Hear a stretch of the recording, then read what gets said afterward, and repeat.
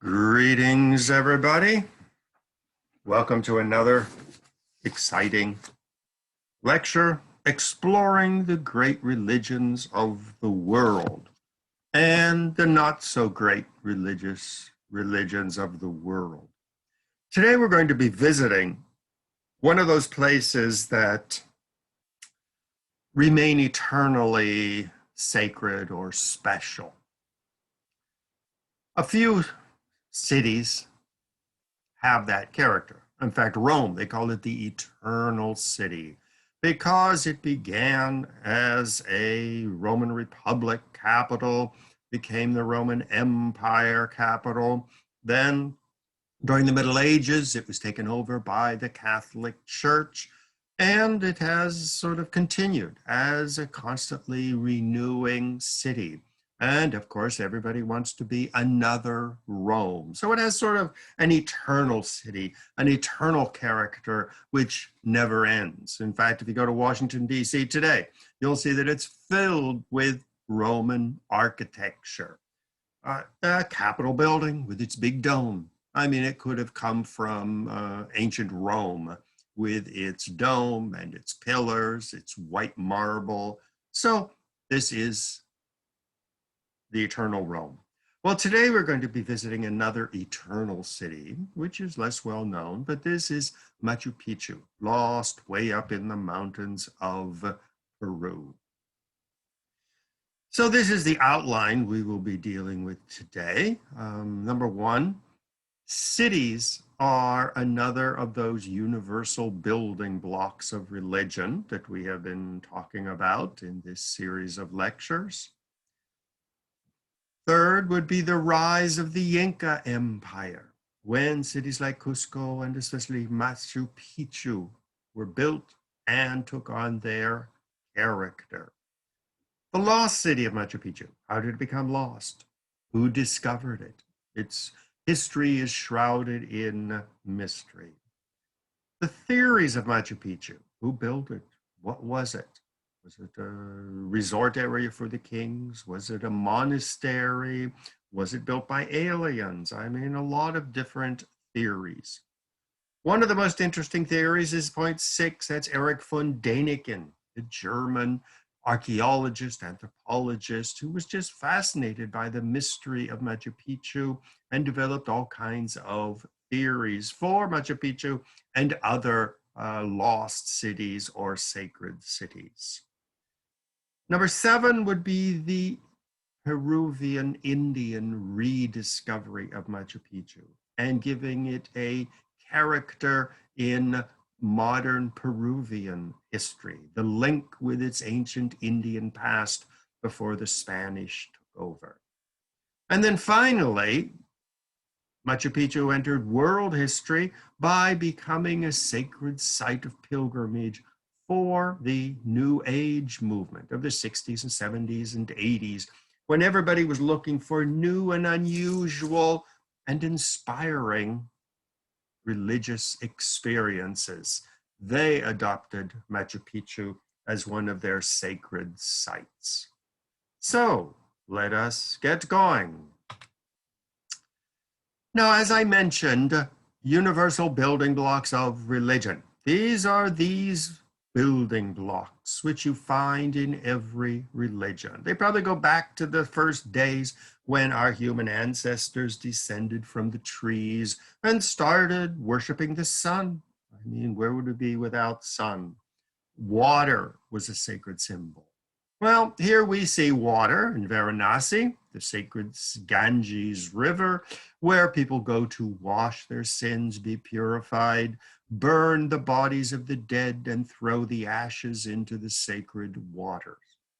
Water is common to all religions, whether it's the Jewish mikvah, Muslims washing before prayer, the Christian baptism.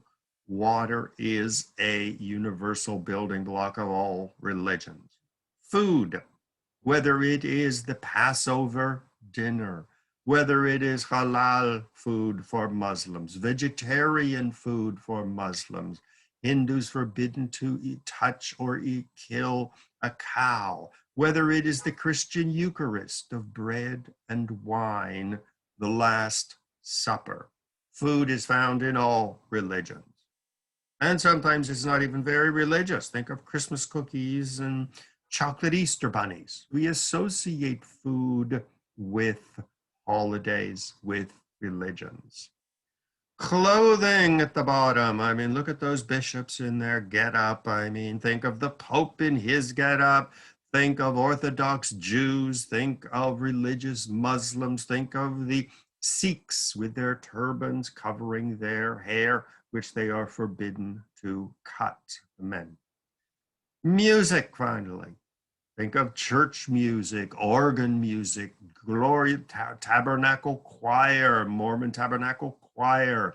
Think of chanting in a Hindu temple, in an Orthodox synagogue, the imam or prayer leader leading by chanting the passages from the Quran. These are universal building blocks. Mountains. Where did Moses go to get the 10 Commandments? Jesus crucified on Mount Golgotha. The Greeks with their gods in Mount Olympus. Think of the Hindu gods being born and residing in the Andes, or in the Himalaya mountains. And of course, Machu Picchu at the top of a mountain. Cities are also sacred to every religion. Here we see Mecca, where Muslims are required by law to visit at least once in their lifetime, if at all possible, the famous Hajj. Think of the Roman Catholic Church in Rome. Think of Salt Lake City, founded by the Mormons, as their sacred city. Think of Jerusalem, the ancient city of the Jebusites, of the Jews, of the Byzantines, of the Christians, of the Muslims, and now of the state of Israel. Sort of an eternal city constantly being rebuilt as a sacred city. So today we're going to be talking about one of those sacred cities, and this is going to be Machu Picchu. Now, as I mentioned, other sacred cities are found in every religion. Jerusalem for Jews, Christians, and Muslims. Rome for the ancient Roman Empire, now the Roman Catholic Church. Constantinople, the capital of Byzantium, and then became the capital of the Ottoman Muslim Empire. Mexico City, the sacred city of the Aztecs, pointed out by their god as their sacred city. Benares on the Ganges, sacred city of washing the dead and burning their bodies. Machu Picchu. Well, even today we have sacred cities. Think of all the school kids who, when they graduate from high school, go on pilgrimage to Washington, D.C. I was there once in the spring at around graduation time, and I mean, it was filled with big yellow school buses. Angkor Wat, another sacred city. These are all cities where I have either visited or lived. Jerusalem was 5 years. Mexico City, I've gone there at least 30 times. Washington, D.C., I go all the time. So I don't talk about a sacred city if I haven't been there, if I haven't experienced it. The sacred city of John Calvin, Geneva, Switzerland. I lived there for 7 years. The sacred city of the Russian Orthodox Church, Moscow. I lived there for a year. Salt Lake City, the sacred city of the Mormons, and several wonderful vacations there. Once again, studying the great sacred cities of the world. Now, we recognize these sacred cities. The top left, we see the ancient pyramids going back thousands of years. In fact, we don't even know who built them, but gradually became the sacred city of the Aztecs. Well, at the top on the right, we see Hagia Sophia, sacred city of the Byzantine Christian Empire, then became a major mosque of the Turkish Muslim Empire. Below that, we of course know Notre Dame, where religion has blessed the city of Paris. Don't forget, France is the eldest daughter of the Catholic Church. And so Notre Dame is the sacred site for French people. And of course, Rome, passing through various periods of a sacred city. Jerusalem, of course, is considered one of the great sacred cities of the world, beginning with the Jebusites, the Jews, and continuing through. Well, when King David conquered the ancient city of Jerusalem from the Jebusites, it was the last bit of the land of Canaan that the Jews were able to conquer. It resisted for hundreds of years the Jewish conquest. Well, once King David conquered it, massacred all the adults, sold all the Jebusite children into slavery, he declared it the sacred city of his kingdom.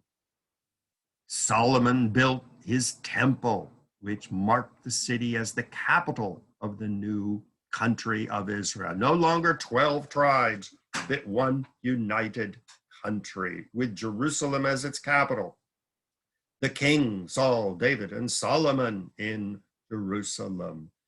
The temple priesthood was there. All Jews were required to make pilgrimage to Jerusalem once a year.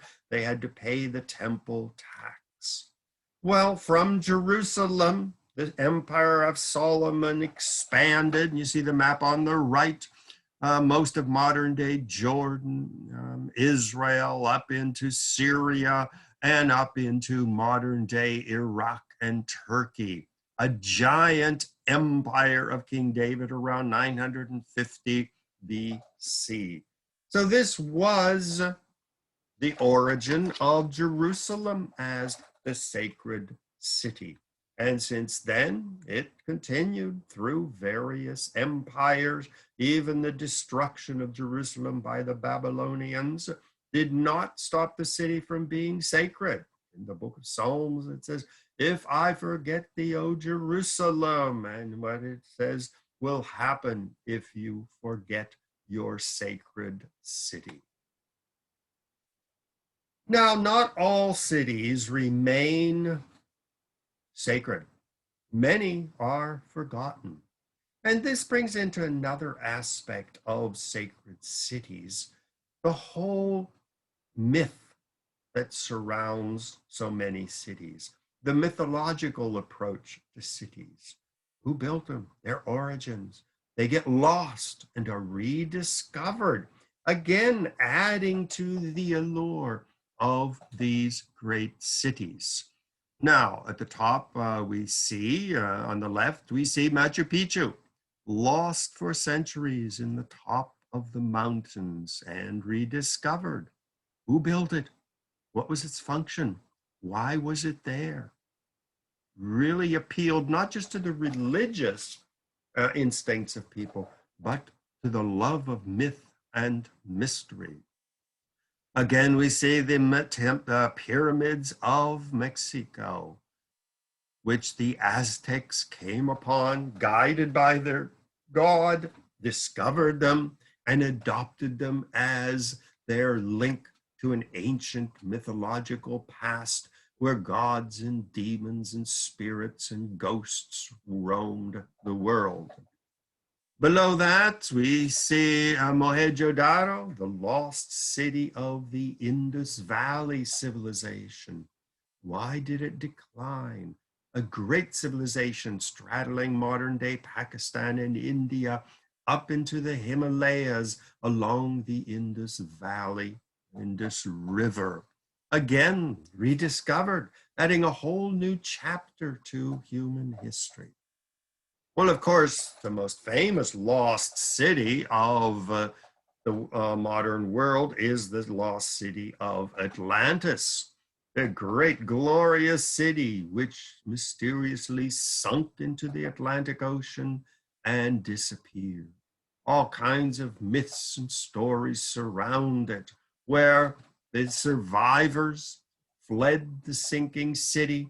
Some went to North America, where they built the great temple complexes of the Aztecs, the Mayas, and the Incas.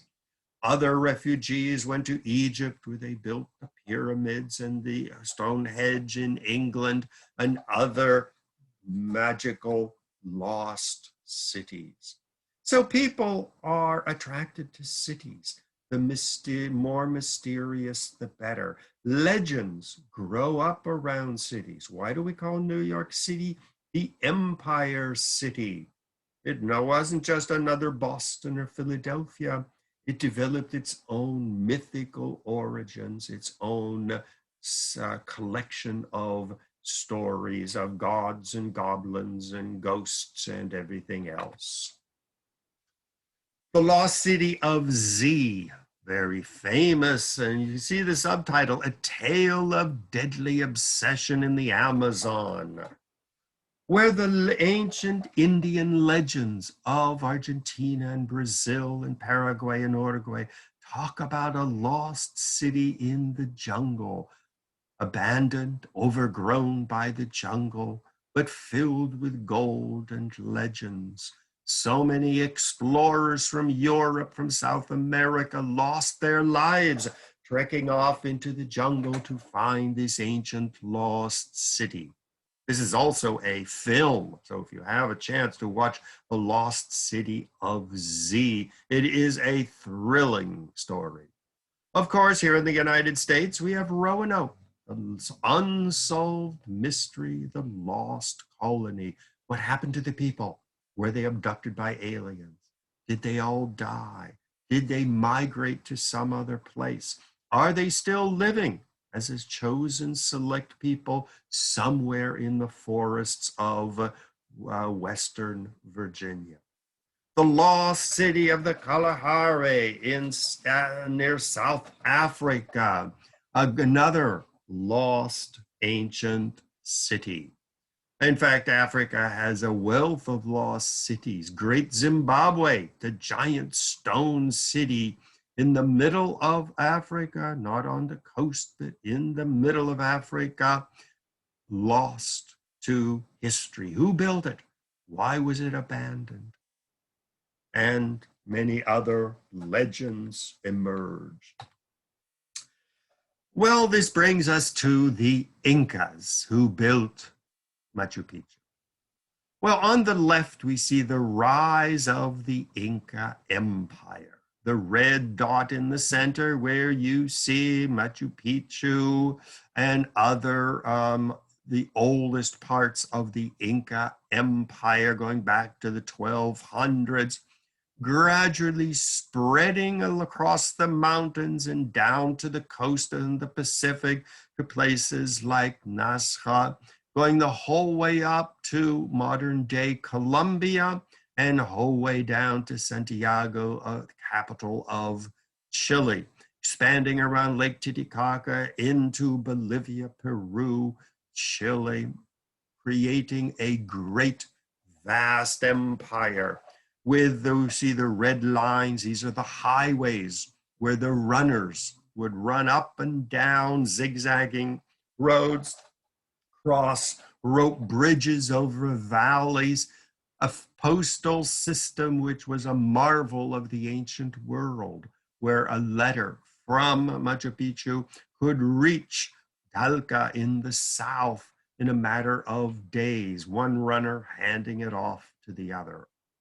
Well, as the population grew under the peace of the Inca Empire, population grew, and as you can see on the right, the mountains of the Andes are very high, and there's only a narrow valley in the bottom, which had very good soil. But as the population grew, they started building the terraces, which we see on the right, gradually taking land from the bottom, taking it up the side of the hill, building a stone wall, and dumping the earth behind the stone wall so that they could grow their many varieties of potatoes, beans, and other foods that they grew. The Inca Empire was a mountain empire. And we see on the stamp on the left, it is a Spanish stamp. You can see it's España. Talking about, showing a picture of the runners who ran these zigzagging highways, which we see at the top right, zigzagging up a mountain and then down the next side of the mountain, going, as you can see in the map below it, from Colombia the whole way down to Chile, visiting cities, highways along the coast for runners. Now, living in a mountain area, people always believed that the Incas didn't have a wheel. They had never invented the wheel. Well, that's untrue because, as you can see in the middle at the bottom, they had toys with wheels, so little kids could play with their toys and drag them across the floor. But they didn't find any use for the wheel because when you're crossing narrow rope bridges or narrow mountain paths, a wheel would be totally useless. Secondly, they didn't have any large animals. The largest animal they had was the llama and the alpaca and these camel-like animals, which were not big enough to pull a wagon. This was the only large animal they had. The Incas didn't have a formal form of writing that we know about. The bottom left, you see an Indian holding up a string with other strings hanging from it. It is believed that they would put knots in these strings, and that each colored string had a different meaning. And these were used by business people, by government for collecting taxes. They would indicate how many chunks of land did you own? How many potatoes were you growing? How many people were in your family? So it's more or less a way of keeping records. So we know very little of the history of the Incas and the pre-Inca civilizations in the mountains, Tiahuanaco, down below Lake Titicaca, which I visited, and the civilizations along the coast, such as Chan Chan, north of Lima. So it's only archaeologists who are trying to recreate the history. We don't know the names of kings. We don't know much of their ancient history because they didn't have writing. Now, the Aztecs and the Mayas in Mexico had a type of hieroglyphic writing like the Egyptians. And we know the names of the kings, who they married, how many children they had, the wars that were fought, how many people paid taxes, the names of the priests. So we know little about the Inca Empire. What we do know is coming from archaeological excavations. Now, one thing that the Incas left behind them were a phenomenal amount of textiles. In many places of the Inca Empire, it hasn't rained in 300 years, especially along the coast. I was walking along the coast up in Chan Chan, north of Lima, and I came across a piece of textile, which was about 1,000 years old, just laying on the ground. You will find a newspaper laying on the ground that would go back 50 years, because if it doesn't rain, it doesn't rot. And so a lot of the textiles from 1,000 years ago have survived. Now, we still don't understand what all the different symbols are on this textile. It could be a form of writing, but we have no idea whether they're just decorations or some symbolic importance in religion, or if it's an actual form of writing. We simply don't know, but we're learning more and more all the time. Gold, of course, was valued like every ancient civilization, and it was used for masks, for religious decorations, and for all kinds of jewelry, body ornaments. The Incas loved to decorate their body, rings in their ears, in their nose, in other parts of the body, pendants hanging down on the chest. Now, the one on the top is probably a representation of the sun. Once again, a universal building block of all religions is the worship of the sun, which is why we have Sunday, and we won't talk about Moon Day, which follows it. But the sun has always been worshiped. You see Catholic saints with a sunburst behind their head to show that their holiness rivals that of the sun. The sun was worshipped because if the sun didn't rise in the morning, nobody would live the next day. That's why we light candles in synagogues and churches, a small sun bringing the light. In synagogues and Catholic churches, you have the eternal light, Ner Tamid in Hebrew, the sanctuary light, which remains lit at all times. So these are again, the sun and light and candles and fire are another universal building block of all religions. The Incas were also very, very famous for their pottery. These are jugs, gallon jugs, for milk, for beer, for whatever, water, wine, whatever they made. And rather than just make a simple plain old gallon jug or a Coke bottle or a plastic drink bottle or a wine bottle, they spent hours carving and making beautiful faces. Animals, all kinds of different creatures were put into the bottle. So you see the spout up at the top of the ones, that is where you would drink from. So you'd carry it around, it would be on a table. So, I mean, the only thing we have today which would rival that would be the American love of coffee mugs with decorations and advertisements on them. And many people collect these decorated coffee mugs. But the pottery was one of the high points of the Inca art.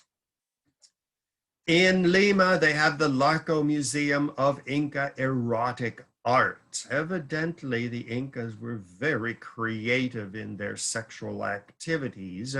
And once again, we see 3 drinking jugs here. They're hollow, and they fill them up with beer, and they would show people in different positions. So the Incas were rather sexually liberated, 2 men, 2 women, a man, a woman, and this vaults at the bottom on the right, you see thousands of every type of erotic art. I mean, activities and positions that even I, in my decadent lifestyle, hadn't imagined. I suggest if you go there, make sure there's nobody under the age of 18 because they might learn a little bit more than you would like them to. Well, Cusco was the mountain capital of the Inca Empire, the heartland. That's where the Incas began. And so we see an amphitheater, a theater at the top left could hold thousands of people. They were famous for their magnificent stonework. Well, if you're living in the mountains, of course, you don't see any big trees around, so you're going to have to build everything with stone. Well, they carved these stones. Some of them are giant boulders in all kinds of irregular shapes, and they would fit them together. And many of these stones are so tightly fit together and so smoothly touching one upon the other that you can't even put a piece of paper between most of them. Where they'd put one stone here and one stone here, and they would rub them against each other until they had a perfect fit. Now, all these stones were carved and shaped without the use of iron and steel implements. So it was basically one stone chipping against another. And so you see the walls surrounding Cusco at the top. And at the bottom, you see another stone archway that was built. Look at that giant stone on the right. Magnificent water fountains, something that would rival the fountains of Rome, where you see the stones fit together, channeling a little stream from the mountains and divided into four, where there'd be fresh drinking water in the city, water that would wash away the waste. And so they were engineeringly a very highly sophisticated people. When Pizarro arrived and conquered the Inca Empire and took over Cusco in the mid 1500s, he was so impressed by the giant stonework of the temples and palaces and the foundations for homes. He saw no reason to tear them down. And so he just simply built Spanish churches, Spanish homes, Spanish palaces on these foundations. You see the street in the upper left, those stones carved and pieced together. At the bottom right, you see one of the churches of Cusco, and you see the balcony at the bottom right-hand corner, the walls, the entire foundations go back thousands of years to the ancient Incas and, in many cases, their forebears. Well, Pizarro was a great conqueror. I mean, the only thing he was interested in was gold and silver. And the mountains of the Andes, Bolivia, mountains in Peru, had tons of gold and silver. So he really wasn't interested in these mountain towns. Cusco remained the major Inca city, but his interest was shipping the loot of the empire back to Mother Spain. So he founded Lima on the coast. And here you see a postcard of Lima with the government buildings, cathedrals, big highways with the mountains in the background. The gold and silver was drug out from the mountains. And of course, the Spanish had donkeys and horses, and they would take these tons of gold and silver down to the coast and put it in giant ships from Lima, ship it back to Mother Spain. And at the bottom, you see some of the ingots of gold, was how the gold was melted down and then stamped with the seal of the Kingdom of Spain and then shipped off. So that's what the Spanish were interested in. So the cities up in the mountains, like Machu Picchu, even Cusco, were sort of lost. They were sort of forgotten. Nobody had any real reason to go there. Cusco attracted some attention because it had a large population, and that's where the gold and the silver was being mined, and across into Bolivia, south of Lake Titicaca, was all transported up to Cusco and then down over the mountains to the coast. So it was a city that was largely ignored, Cusco. And Machu Picchu was even more ignored. Nobody even lived there. It was lost up in the mountains. There was nothing up there worth worrying about. Maybe a few kids would go hiking up into the mountains, but I mean, it's not, sort of was lost to history for hundreds of years. Now here we see some views of Machu Picchu, way up in the mountains. The clouds at times are above you. The clouds at times are down in the valley below you. You see the stone buildings. It's very arid. At night, it gets below zero, and then during the day, it's up into the 80s and the 90s because you are so high in the mountains that the air is very thin and it doesn't retain the heat or the cold. Many times I would go out in the morning and it would be cold. By noon or 2 o'clock, I'd be walking around in shorts and a tank top getting a suntan. But by 4 o'clock, the temperature was dropping by the second. And if you didn't have a heavy winter coat and gloves and a hat, you could literally freeze to death. Now, one of the charms of Machu Picchu is nobody knows why it was built. If you look at it, you're not seeing great areas of farmland where they could have supported a population. So it wasn't an agriculturally lush area. There were no trees growing around. It was too high. The only trees that are there are those which are artificially planted, and even they don't reproduce. The seeds, when they fall to the ground, don't grow.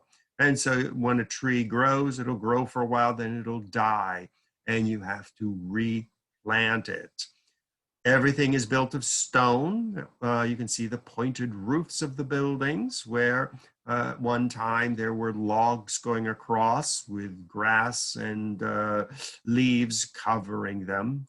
But everything in the city had to be brought from the valley, which Machu Picchu overlooks. So this is one of those cities which has intrigued people. It was lost for centuries and then suddenly discovered it. Why did they build it? What was it?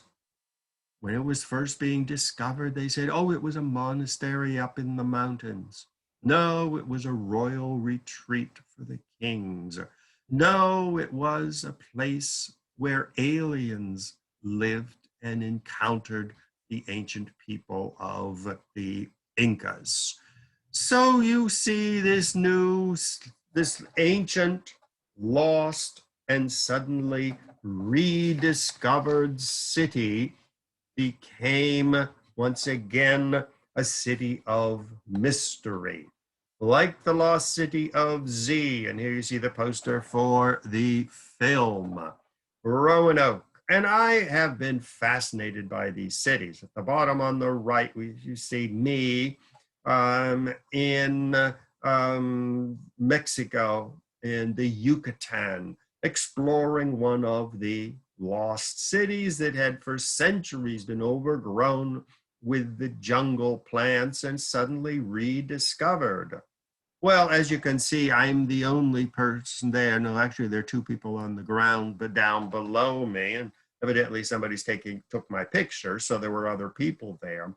But it was one of these cities which attract this kind of curiosity-seeking people, the intrepid explorers who, as in the lost city of Z, lost their lives in the jungle searching for the mystery of the lost city. Well, Lima is at sea level. If you look at the map on the right, you see there's Bolivia, and then you see Peru, Lima, the top corner there.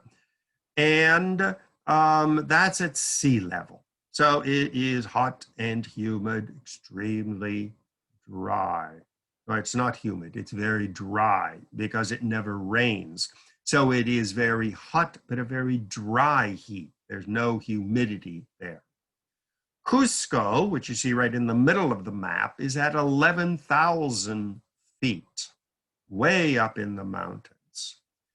Cusco, which is just to the north of Machu Picchu, which is just to the north of Cusco, is at 8,000 feet. Now, La Paz, Bolivia, is the highest capital in the world, I believe, and that's at 12,000 feet. So in these high elevations, such as Mexico City, where I go all the time, is 7,300 feet. 2 years ago, I was in Addis Ababa in Ethiopia, And I discovered that that's high in the mountains, 7,300 feet, just like Mexico City. So breathing high in the mountains like that is difficult. You're constantly gasping for breath. And to go from Lima to Cusco and then to Machu Picchu is an adventure. Now, the first time I went, I took one of these old red buses, as you can see on the left. And it went from Lima down the coast through Ica and Nazca lines. Then it went further down to Camana and to Arequipa. In Arequipa, I got on a bus and I went from Arequipa, zigzagging back and forth up the mountains to Cusco. Now, I love to travel by bus because you see the landscape. You can interact with people sometimes if there's somebody who speaks English. So from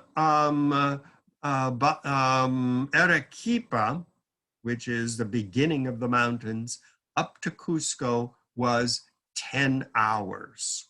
And then from Cusco to Machu Picchu, you go down the valley for 3.5 hours by train. And then you either walk up another zigzagging road, or you can take a little minivan back up the mountains to Cusco, overlooking the valley. Now, bus travel is great in South America. I do it all the time. I do it in Europe. It's interesting. And now they have the more modern buses, such as the nice silver-colored Tepsa bus. But it was a long trip from Arequipa to Cusco, 10 hours, zigzagging back and forth. Well, you are going up in elevation, and so the air gets thin. People get sick. They can't deal with altitude sickness. People sometimes have to get off of the bus, wait somewhere for another bus, which is going back down because they can't deal with the change of altitude. So that is a major issue for anybody who wants to go to Cusco. Now, the second time I was there, I flew from Lima to Cusco. It took like about an hour, but the altitude changed so rapidly, totally demolished me. I was physically ill for 3 days. I couldn't even go out of the hotel. So the 10 hours by bus gradually allowed the body to acclimate to the change of altitude. Well, the mountains are breathtaking. They're arid because you are so high that very little will grow. You will have grasses, some small shrubs which can survive. Interestingly, the potato was domesticated at these high altitudes.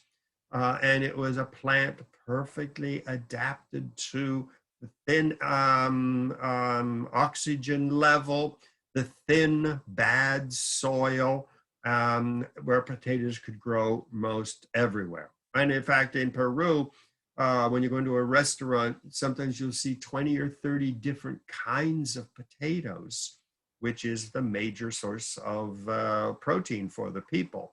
Some of the potatoes are very small, black, hard as a rock. Others are our red potatoes or our white potatoes, which we know, and all kinds of other potatoes. But you see the magnificent landscape. You see Machu Picchu with a big monumental rock behind it, which has a little temple up at the top. More brave tourists like to climb the large rock and get another spectacular view of Machu Picchu. At the top picture, right in the middle, you see a zigzagging road going up. That's the kind of roads which they have in the Andes Mountains. You can't go straight up because it's too steep. And so it's constantly zigzagging back and forth and back and forth. And sometimes to go just a couple of miles up the mountain, it will take 3 or 4 hours because the bus is clinging to the cliff And then it has to find a place where it can turn around, which is very dangerous. And it's a thrill, but it's also dangerous. I've seen many buses just fall over the edge when they're trying to make the U-turn. And you see the carcasses of dead buses all over. Well, Machu Picchu is just a place to take photographs. Whether you are up in the mountains looking down on the city with the clouds barely above you, or whether you're just walking the narrow pathways and going through this monumental archway on the left. Can you imagine cutting a giant stones like that, piecing them together, transporting them from wherever they were quarried without the use of donkeys and horses and wheeled vehicles, dragging them along the ground, putting rushes and grass to keep them from, to permit them to be drug, putting them one on top of the other. I mean, they have stood the age of stood for ages. At the bottom on the right, we see strange buildings that until today, people don't know what they were. That round building with an entrance, people don't know what it was for. The square building, its roof, of course, has rotted away and fallen in, but the walls were still there. Thick walls, everything made of stone, since wood was very precious. It had to be brought up from the valleys, transported on the backs of humans up the zigzagging roads to get to Machu Picchu. So for a photographer, Machu Picchu is a dream, but it also is filled with mystery. What was that circular building? What was it used for? Why was the whole place ever built? Well, on the left, you see me, and they reconstructed one of the grass roofs on the top of a building. But you can see even the floor of the building is made of giant boulders, huge stones. Way up in the top of the hill, you see another little building that was built with its roof made of grass. Well, I spent 2 vacations in Peru, and each time it was more intriguing. The picture at the right, that's me, and you see one of the carvings into the side of a mountain just off of the Pacific Ocean. And the so-called Nazca lines, which are at the place called Nazca and are very famous, are just a few of these giant carvings into the mountains that the Incas made. Once again, nobody knows why they were built. This one could have only been seen from the ocean, so they must have had ships. The Nazca lines can only be seen from the sky. In fact, for centuries, people walked by and didn't even know they were there until they got balloons and airplanes. And they said, my God, look at these lines. What are they? Well, the Incas had no airplanes or giant balloons. Why would they make these giant carvings into the landscape if nobody could see them? And the picture below shows the dry, arid climate. This was up at Chan Chan, where it was an archaeological dig. And you can see that it hasn't rained there for centuries. And so nothing rots. A body will simply dry up in its grave. The bones will stay intact. Textiles will simply remain in the tomb for thousands of years without rotting. Now, Machu Picchu remained a lost city. Even if the locals were somewhat aware of it, nobody really was very interested in it. The Spanish were only interested in gold and silver. The missionaries stuck to the cities and converted everybody. and Machu Picchu remained lost. Well, in the late 1800s, a gentleman by the name of Hiram Bingham rediscovered, so to speak, the lost city. And as you can see by his book, at the bottom it says, "This is the stuff of dreams, a story as romantic as any in the annals of exploration." This was a commentary by the Sunday Times in England. Well, Hiram Bingham was an explorer. I mean, he would go find some ancient legend, get the funds, and he was off to discover it. Very much like the lost city of Z, which attracted so many British and later American explorers, saying these ancient Indian legends cannot be false. There must be a city of gold in the middle of the Amazon. And many people lost their lives exploring the jungles of Africa or South America, rediscovering the glorious old cities of Angkor Wat in Cambodia. So whenever there was a legend to be explored, to be followed up, someone like Hiram Bingham would follow it up. And as you can see from the title, The Lost City of the Incas. It was rediscovered, even more mysterious than ever. Who built it? When was it built? Why was it built? What does it mean? Theories began to abound. Well, the first theory, which made a certain sense, was that Machu Picchu was built by the emperor of the Incas as a royal retreat. Just like the rich people of New York City go out to the Hamptons or Newport, Rhode Island, where they build their palatial homes, which they only live in a couple of weeks each year, or have Christmas parties, or the kids and the wife spend the summer outside the city.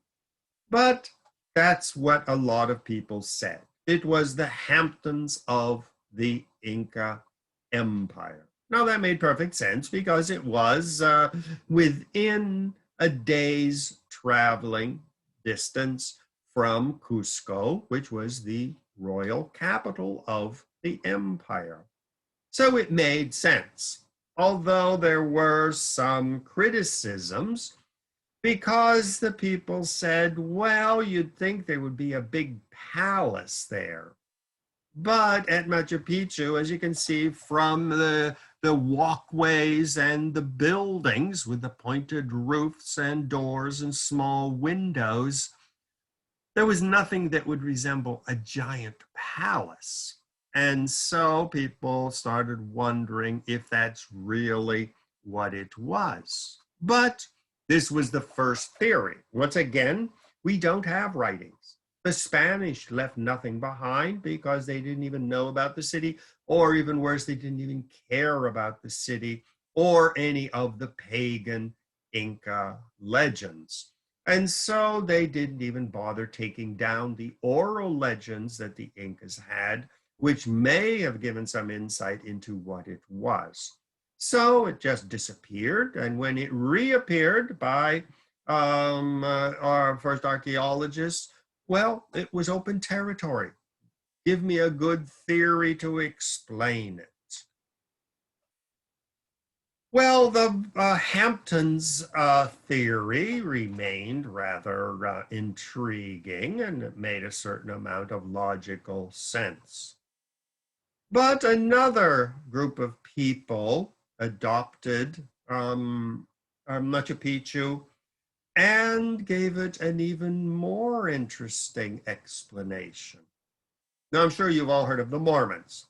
See Joseph Smith at the bottom preaching to the Indians, Brigham Young preaching to the Indians. Well, the Mormon the Book of Mormon and the Pearl of Great Price, the sacred books of the Mormons, recounts that when the Babylonians destroyed the city of Jerusalem and took the elite of the empire, the Jewish empire in the land of Canaan in Israel, they took the elite to Babylon. Well, the Mormons say that a group of the Jews were not happy in Babylon. So they built a giant boat and they sailed from the Persian Gulf somewhere, Babylon, Iraq, Saudi Arabia, wherever, and they followed the red line, which we see on the map, going across the Indian Ocean, around India, down through modern-day Indonesia, Malaysia, across the Pacific, and reaching the Americas. In the Americas, these so-called lost tribes of Israel reproduced, created great nations, great peoples. Some of them migrated north, where they built the giant temples of modern-day Mexico. Others migrated south, where they founded the Inca Empire. Now, the Mormons argue that the Indians, so-called Native Americans, did not migrate from Siberia, as most scientists believe, but they are the lost tribes of Israel. And they are the only true Jews in the world. The Jews who stayed in Israel ended up developing synagogues and rabbis and intermarried with other people and are sort of a remnant of a degenerate form of the temple worship that was practiced in Israel. So the Mormons believe that the lost tribes came to America. They built in Mexico the giant stone temples. Now, the Mormons say that the temples built by the Aztecs are very similar to the temples built by the ancient Egyptians. And they say that's proof, because back in the late 1800s, most people still believed the myth that the Jews built the pyramids of Egypt, which now we know historically is not true, that the pyramids were already thousands of years old during the time of Joseph and the Hebrew people and Moses in Egypt. But here again, that's history. We're dealing here with theology. And so the Mormons say that the common pyramid in Egypt and the pyramids in Mexico show that the Native Americans brought with them the culture of the Middle East when they migrated to America. And so from the very beginning, the Mormons resurrected the ancient religious beliefs of the ancient Hebrews, which the Indians brought with them. They discovered the Book of Mormon, which was a history book of these ancient Hebrew tribes growing and expanding in the Americas. And they rediscovered the true religion of the Jewish Bible. And so until today, the Mormons believe that they are the only true Jews on the earth. They have converted the Indians. There are many Indian reservations and even islands in the Pacific where the majority of the people are now Mormons, celebrating their ancient Jewish heritage. So Mormons refer to themselves as the true Jews, and they refer to these Jews in synagogues and in Israel as Gentiles, as being false Jews. And we see Brigham Young in his sermon of 1853. We are Israel. We are already a portion of that venerable house.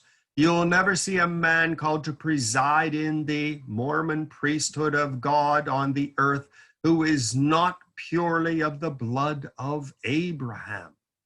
So they believe that the Mormons are Israel. And we see books by the Mormons, the lost tribes, history, doctrine, prophecies, and the theories about Israel's lost 10 tribes.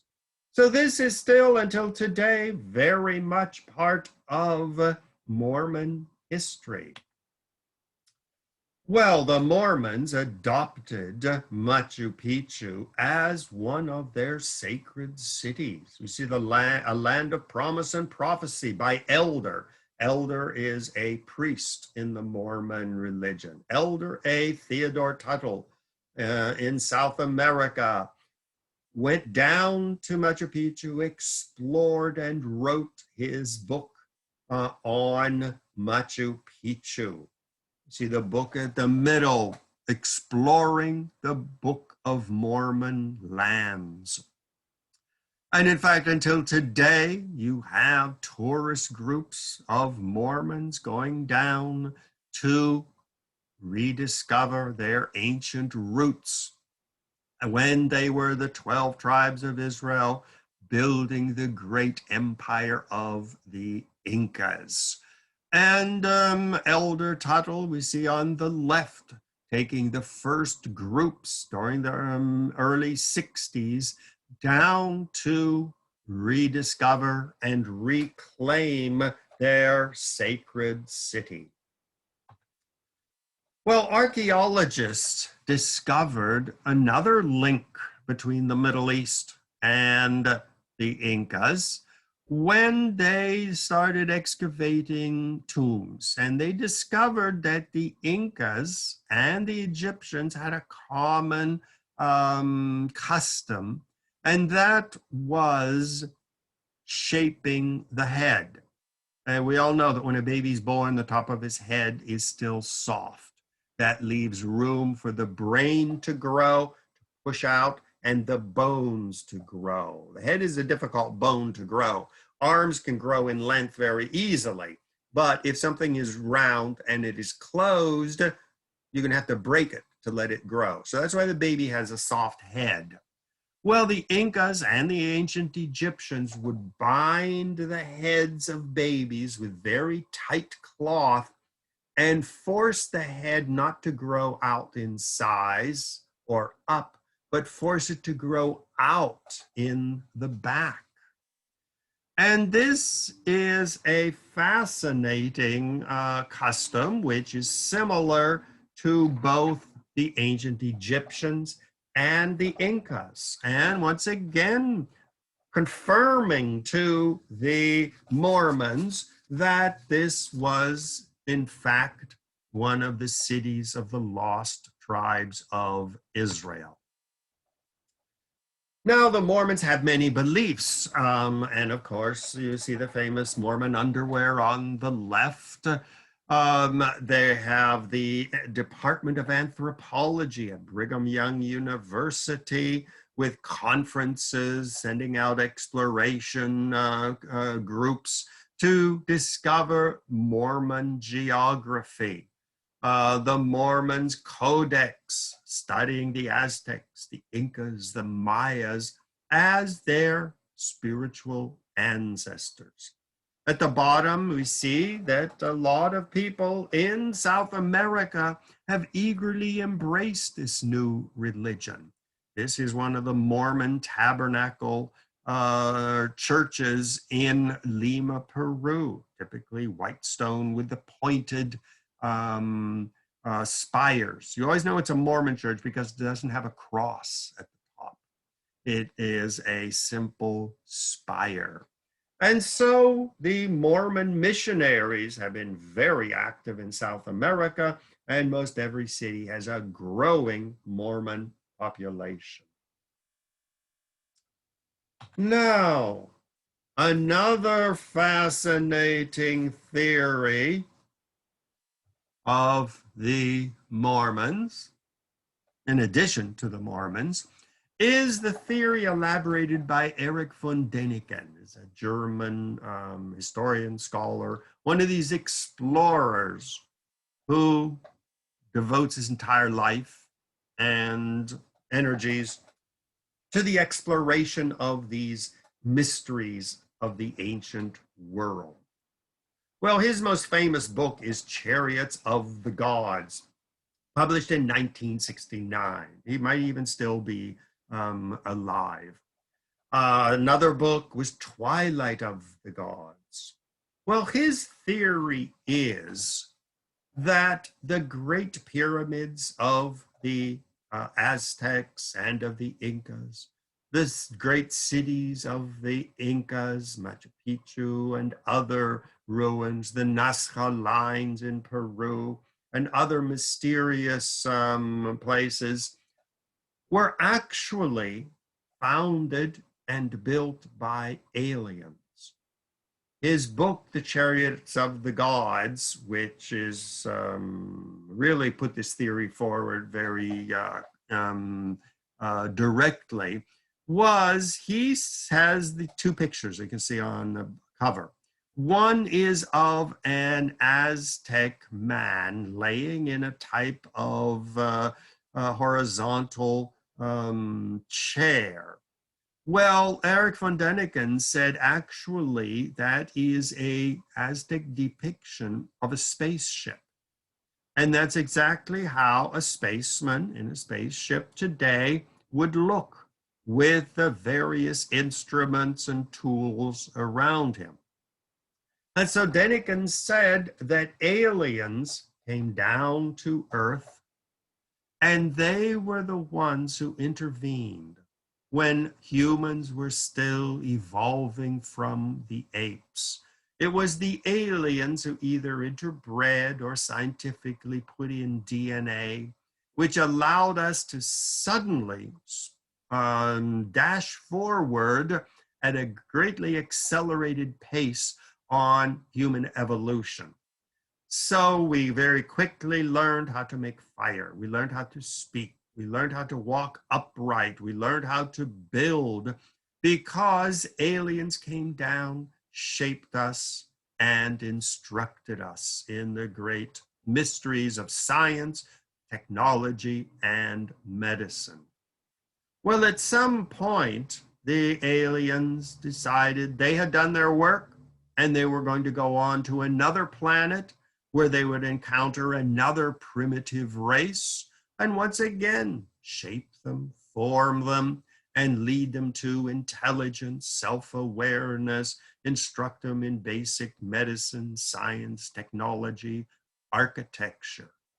And so this is his theory, that Machu Picchu was built by these early humans under the guidance of the aliens. In fact, that explains, according to him, why the stones of both the pyramids in Egypt, Stonehenge in England, and the Aztecs and the Inca great ancient monuments, a lot of these mysterious cities like Great Zimbabwe and other ones, these cities are actually built with the technology of the aliens. They use laser to cut the stones perfectly straight and piece them together. That these aliens aided in the construction of these ancient cities. Däniken also argues that the famous Nazca lines in Peru, not all that far from Cusco and Machu Picchu, were actually attempts by the Incas to lure the aliens back. The picture at the right on the bottom, it looks like a landing strip. I mean, it looks like a jumbo jet could go in there and land. The hummingbird, famous hummingbird Nazca line up in the upper left, we see the bird. They're saying that's not a hummingbird, but it is the Inca representation of a spaceship. Däniken also argues that the shaping of the skull was not just for decorative purposes, but that the aliens had long heads and they had super developed brains. And so that the Incas wanted to become like their alien people who came and shaped their culture. So another one of his books, we see Impossible Truths, amazing evidence of extraterrestrial contact with Machu Picchu on the cover, that these were all founded by aliens. In his book, Evidence of the Gods, a visual tour of alien influence in the ancient world. And there you see Stonehenge at the bottom. And so his theory is that the missing link, where the monkey became the early human, is not missing at all. It was aliens who came down, who supercharged the brain, implanted DNA in our bodies to enable us to walk upright, enabled us to develop speech, and improved our eyes and transformed us from apes into humans. So this is another one of those interesting theories that Machu Picchu has inspired, simply because we don't know much about its history. There is no writing, very little archaeological evidence, although we're discovering more and more all the time. But it is a city that lends itself to speculation, to interesting ideas. Well, Machu Picchu continued to inspire people, whether they were people like the Mormons or von Däniken coming up with interesting religious theories. Another importance was added to this growing body of literature about Machu Picchu by a man named Tupac Amaru II. He lived from 1742 to 1781, and we see a picture of him on the right wearing his Spanish-looking hat and clothing.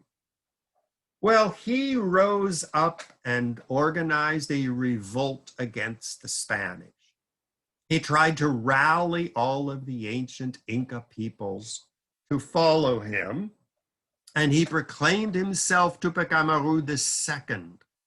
Tupac Amaru was the last of the independent Inca emperors who ruled from 1545 to 1572, when he was overthrown and murdered by the Spanish. So Tupac Amaru II said, I am the heir to the ancient Inca kings.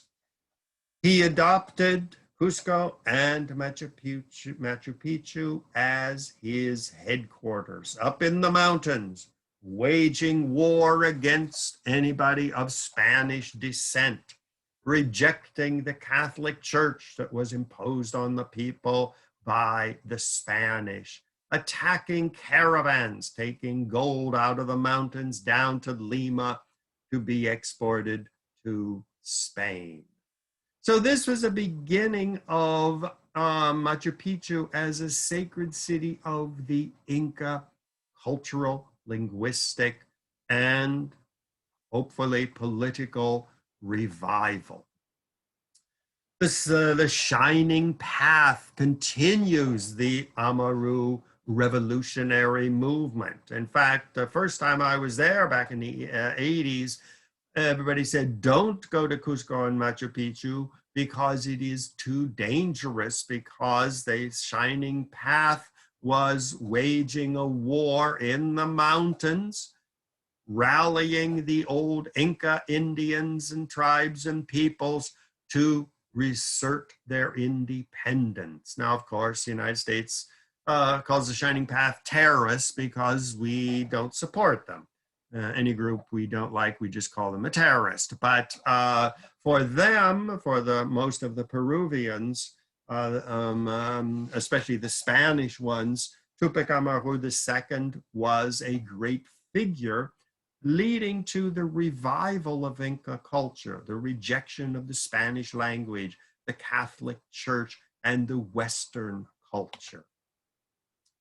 Statues of Tupac Amaru I and II were built all over Mexico, or all over Peru.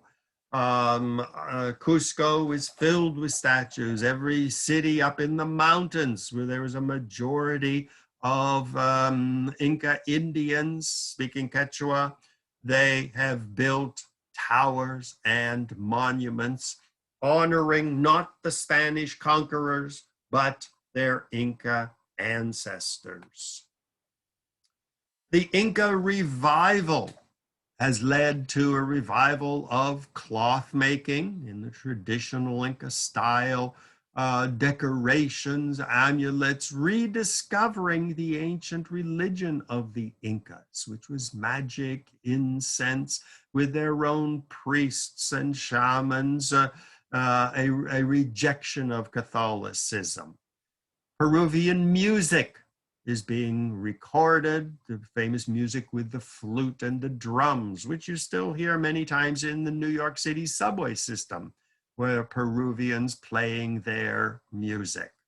Quechua, one of the languages of the Incas, still largely spoken in Peru, a movement to introduce it again into the schools. The government, of course, is very Spanish-oriented, ruled by the descendants of the Spanish colonizers in Lima. But in the mountain areas and among the poor people, you still hear Quechua being spoken. Inca Cola, one of the most terrible soft drinks I've ever drunk, but still it is the Peruvian national drink. Reject Coca-Cola and Pepsi. Drink Inca Cola. And below it says the sabor nacional, the national taste, the national flavor. Here again, return to your Inca roots. The use of the coca leaves is widespread. In fact, when I took the bus from Arequipa up to Cusco, as the temperature would drop, as the oxygen content of the air would be diminished, they would come through giving us coca leaf tea or a little bag of coca leaves, which we would chew, like some people chew chewing tobacco or chew bubble gum. Well, they would give you the coca leaves and you get a small jolt of coca, which is where we get cocaine, and originally was in Coca-Cola as well. And here again, it is distributed. In every coffee shop you can get it. People drink it. They believe it thins the blood and it encourages better respiration. So you can survive the altitude. And especially for foreigners, you need some help. Now, most people take altitude sickness pills or something, but still, it is an ordeal. I mean, climbing mountains, since everything is mountainous in the Andes and Machu Picchu, people very often get exhausted and even pass out. So the coca leaves do help. Well, Machu Picchu was discovered once again and given new meaning back in the 60s and 70s and 80s. And this was the golden age of New Age movements. You had the Hare Krishna dancing at every bus station and every train station. You had all kinds of preachers and gurus and sects and cults being established. And this was the 60s, 70s, and 80s. Everybody was going off to California to visit a ashram or to join a cult. I mean, everybody was rejecting traditional Catholicism and Judaism and Protestantism and trying to discover their own religion. Of course, LSD and marijuana and other magic mushrooms and these things were also used. Well, many New Age movement people adopted Machu Picchu as their sacred city. And here we see instrumental music, imagination of the New Age discovery of music. Now, Machu Picchu lent itself to the New Age because it was lost in the mountains. The new and famous, not new, but the ancient route called the Inca Trail was rediscovered, winding through the mountains from Cusco down to Machu Picchu, following the ridges of the mountains, going up and down valleys. And this became sort of a religious pilgrimage of the New Age people, marching along the route, which was built by the Incas. That's how they got to Machu Picchu. They didn't take the train or a bus or anything. They walked. Of course, the emperor being carried in his litter by his servants or slaves, walking down to Machu Picchu. Well, the New Age people would go marching down this pathway which we see here. Now, of course, to walk to Machu Picchu is the best part of a couple of days. But for them, they would camp out along the route. They would sing and dance and have their drums, and they would commune with nature on their sacred pilgrimage to their new sacred city of Machu Picchu. The winter solstice, which is the shortest day of the year in South America, which is south of the equator, the winter solstice is at the end of June, since the seasons are the opposite. January in the north is winter, January in the south is summer. That's why during my summer vacations at Toro, I always go south of the equator: Argentina, Brazil, Panama, Thailand, India, get to a place either on the equator or south of the equator. Well, recognizing the tourist potential with all these European and American and Canadian and Australian New Age people descending on Machu Picchu, and of course the hotels and bars of Cusco, a lot of winter solstice rituals are being recreated to cater to the new tourist groups. And not just New Age, but the growing number of tourists just out of curiosity going there for no religious reason, but to discover one of those ancient, mysterious, lost and rediscovered cities. So the Peruvians in Cusco dress up as they would back at the time of the ancient Peruvian emperors, or what they imagined they looked like, and would perform rituals in honor of Tupac Amaru I and Tupac Amaru II. Local people would prepare meals. Now, for centuries, there were no large animals in Peru. The largest was the llama and the alpaca, but they were used for wool, and only the king or the emperor could actually eat one of these large animals. For the average person, they raised either some kind of a straggly bird until they got the Spanish chickens, or they would eat guinea pigs, that little tiny animal that runs around and everything. I visited a family, and to celebrate my visit, I was sitting in a chair and people were around, and the kids were, curious. And there were guinea pigs running all over the floor because they lived in the house like a house pet. Well, the housewife picked up a nice fat guinea pig, took a hammer, hit it on the head, skinned it, and that was dinner. So that nice little guinea pig who was playing around on my lap and running around between my legs ended up being dinner. But that was the only source of protein they had in the ancient times. So their food was very often vegetables and potatoes, a terrific array of potatoes, which they would cook on the fire. They also would use different kinds of corn, which would grow. And of course, you're seeing them wearing their typical Peruvian knitted hats. And so the locals are really getting into this New Age tourist boom. Of course, everywhere you go, you in Peru today, in honor of the New Age, you see all kinds of objects that the locals make. Some even gold jewelry, which is very expensive. And of course, the sun is the principal god of the Incas, as it is of the New Age movement. The winter solstice in June is the shortest day when the sun shines the least. Summer solstice is the longest day when the sun shines the most. And the sun, of course, is necessary for all life. And so the sun god, whose name was Inti in Quechua, is a very important figure. The New Age people greet the rising sun and they greet the setting sun. And so this has become another very important part of the New Age.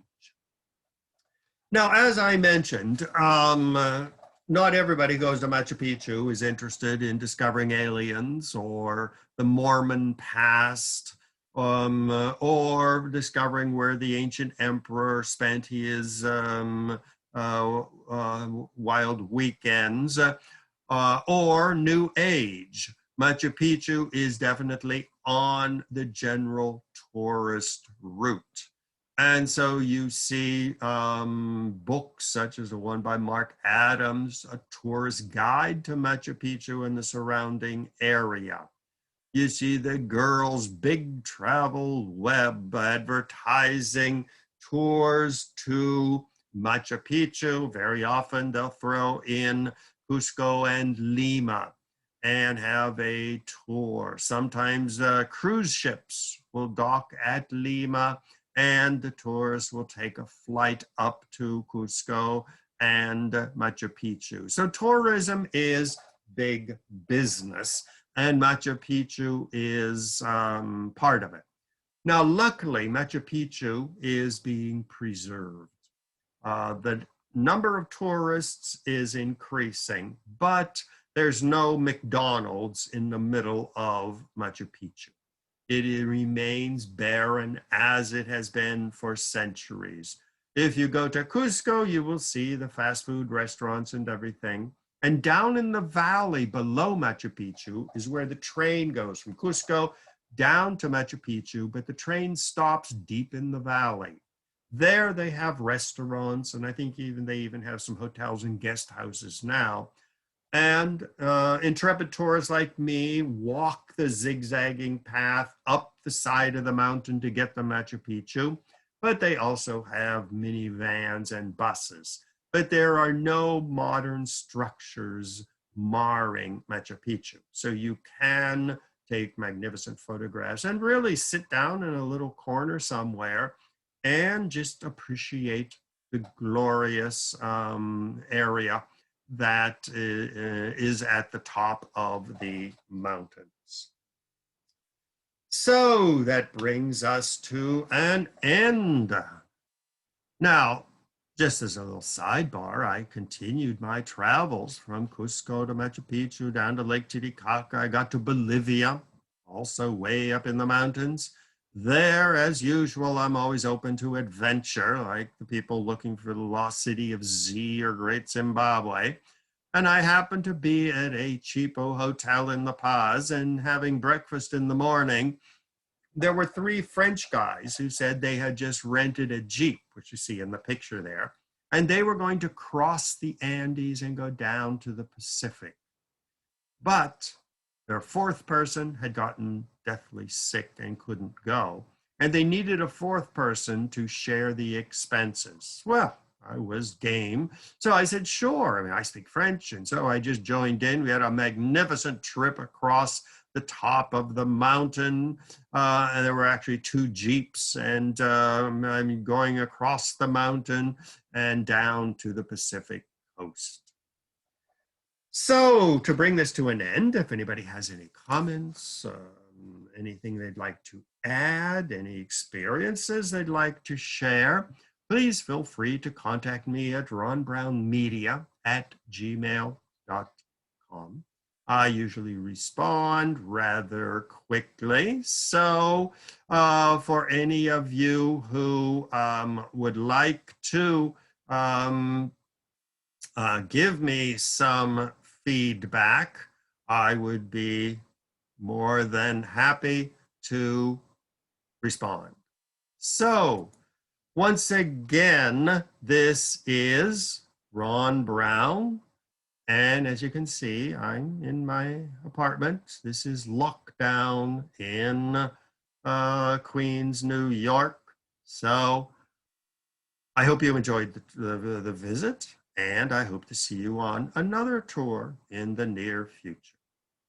Bye-bye, everybody.